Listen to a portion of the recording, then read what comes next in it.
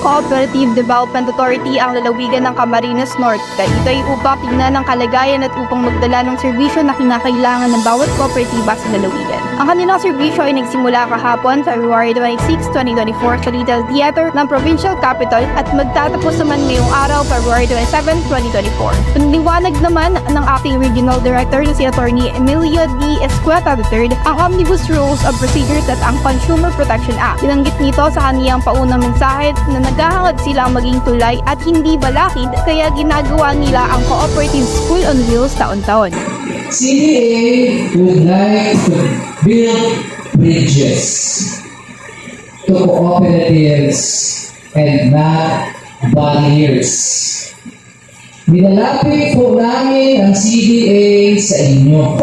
Yung aming mga kamay ay binibigay namin sa inyo. So wala po kayong dapat isipin na problema sana. Kasi nandito po lahat ng problema po ninyo ipasa nyo po sa amin. Samantala ay dinaluhan din naman ito ng Chairman of Committee on Cooperative Development, Board Member Rodolfo Polgache kung saan ito ay nagbigay ng maikling mensahe. Po ay sa ngayon ay tuwa-tuwa ako, back to cooperative na naman ako sapagkat noong pong nakaraang mga taon naging chairman din ako ng cooperative. At then nasabi ko po ba kasi ngayon pong termino ay bumalik po ako sa committee on cooperative. Ganyan po kayo kamahal. Balik-balik lang. So, sa inyo pong lahat, alam mo ba ninyo na ating pong cooperative vision dito sa Camarines Norte ay lumalaki. At nagiging na-foster po natin ang unity ng ating pong mga kababarangay sa pamamagitan po ng pagtatayo ng ating pong kooperatiba. Binanggit din niya sa kanyang mensahe ang gagawing water system ng Hanabana sa bayan ng Basod at ito rin aniya ay nag-alok na tutulong sa Prime Water at CNWV sa paghahanap ng iba pang mga pagkukunan ng tubig. Last Saturday po, galing po ako doon sa Barangay Oliva. Kasi po, yung pong pagtatayo na po ng level 3 tubig ang Hanabana.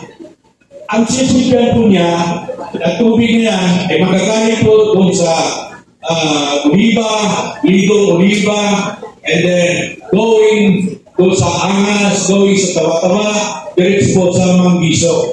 At iikot pa yan dito sa Mangkamagong at hanggang po sa Matugtog kung pabor sa atin. Una po, ang isang kailangan nila ay magtatayo po sila ng kooperatiba.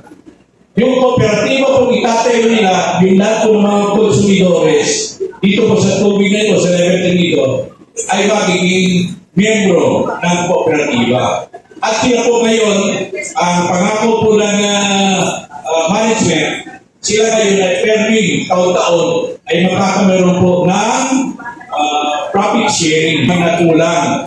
Kaya po ang Hanabana ngayon ay nag-offer na bigyan ng tubig, hanapan ng tubig, ang Prime Water at saka CNWD upang sa ganoon po, madadagan po yung tubig na pinag-distribute nila dito po sa kanilang mga service area. Para sa totoo, Balitang Camarines Norte, Rona Vega, BCNBicol.